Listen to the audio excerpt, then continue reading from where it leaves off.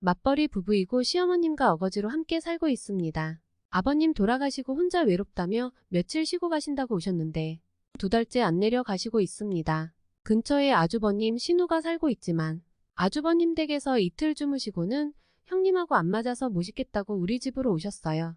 며칠 지내시다 가실 줄 알았는데 자식들하고 가까이 있으니 좋다고 자꾸 내일 미룹니다. 낮으로 신우가 우리 집으로 자주 놀러 오는데 올 때마다 냉장고에 반찬을 챙겨갑니다. 집구석에서 놀고 있으면서 반찬이나 직접 만들지. 맞벌이 하는 우리 집에서 꼭 가져가야 하나요?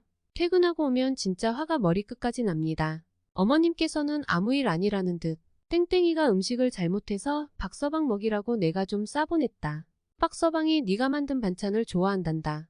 처음엔 이해하려 노력했는데 2달 동안 하루가 멀다 하고 챙겨가니 이제는 너무 화가 나서 미쳐버리겠습니다. 물가도 비싼데 어머님 계셔서 더 신경 쓰고 있는데 매번 이런 식이라 도저히 참을 수 없어서 월요일을 마지막으로 반찬을 안 만들었습니다. 진짜 딱 김치만 있습니다. 어머님께서 올 때 마트 들러서 장 좀 봐오라고 하시길래 이번 달 생활비 다 썼다고 했습니다. 그랬더니 신우한테 반찬 좀 싸줬다고 너 지금 시애미한테 시위하는 거냐고 합니다.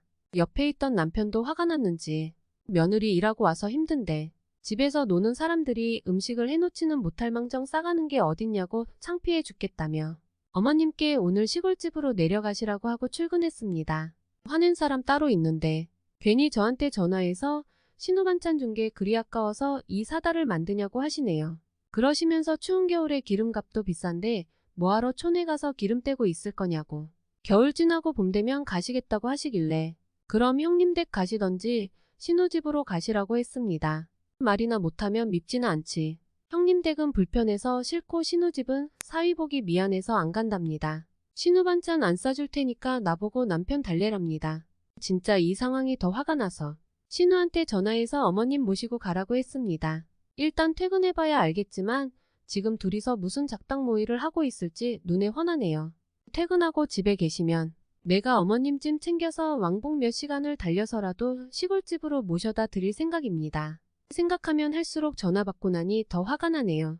퇴근하고 집에 갔더니 신우랑 신우 남편까지 같이 와 있더라고요. 제가 낮에 신우 보고 모시고 가라는 말에 화가 났는지 시어머님이랑 신우는 씩씩대고 있고 신우 남편은 어쨌거나 중재시키려고 하더라고요. 생각보다 일이 커져서 아주버님 형님까지 오시게 되었고 그 자리에서 저만 완전 죽일년 취급을 하더라고요. 그 누구 한 명 모시고 가라고 하면 모시고 가지도 않을 사람들이 뭘 잘했다고 다 모여드는 건지 저로서는 참 이해가 안 갔습니다.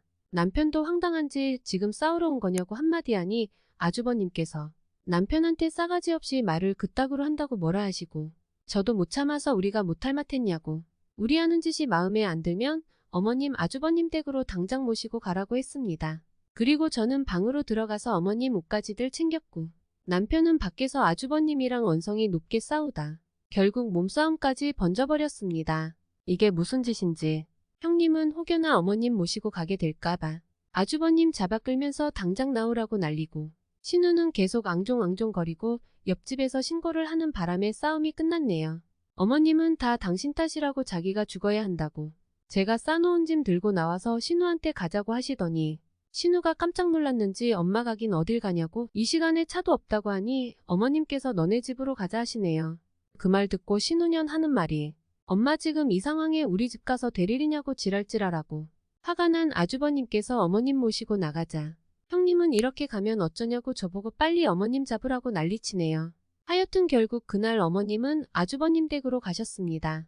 아주버님과 몸싸움 끝에 남편이 좀 다쳐서 요 며칠 심란했네요. 저희 어머님 지금 형님 댁에 계시답니다. 시골 가서 혼자 살기 싫다고 버티고 있다네요. 아주버님은 곧 이혼당하시지 않을까요? 형님께서 계속 저한테 보고를 하고 계시는데 이제 며칠 됐다고 사내 못 사내 하시더군요. 돌아가는 상황을 보니 그날 이후 신우도 어머님과 통화 잘 안 하고 형님은 지금 화가 나서 어쨌든 저를 달래서 우리 집으로 보내려는 속이 훤히 보이고 아주버님은 그냥 조용하시네요. 사실 그날 이후 남편 보기가 너무 미안해요. 남편은 자기 가족들 때문에 자기가 미안하다고 하지만 며느리가 반찬 때문에 이 사단을 만들었으니 다들 얼마나 제 욕을 하겠습니까? 이젠 되돌릴 수도 없는 상황이에요. 욕은 욕대로 먹었고 그냥 시댁하고 연락 안 하고 살고 싶네요. 현재까지도 신우 남편이랑 형님은 계속 저한테 연락을 해대는데 그 사람들 속이 훤히 보여서 더 싫어졌어요. 남편도 이번에 오만정이 다 떨어졌다고 다시는 안 본다고 하네요. 이 상황에 우리 어머님 죽어도 시골 가기 싫다고 버티시는 것 보면 눈치가 없는 건지 없는 척 하시는 건지 아주버님이야 받은 게 있으니 말 못하고 모시고 있어야죠. 아주버님이 형님한테 찍소리도 하지 말고 조용히 지내라고 했다네요. 형님은 지금 밤 미쳐돌겠다고 난리도 아닙니다.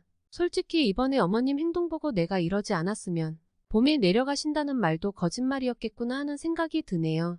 그냥 자식들 옆에서 같이 살고 싶으신 거죠.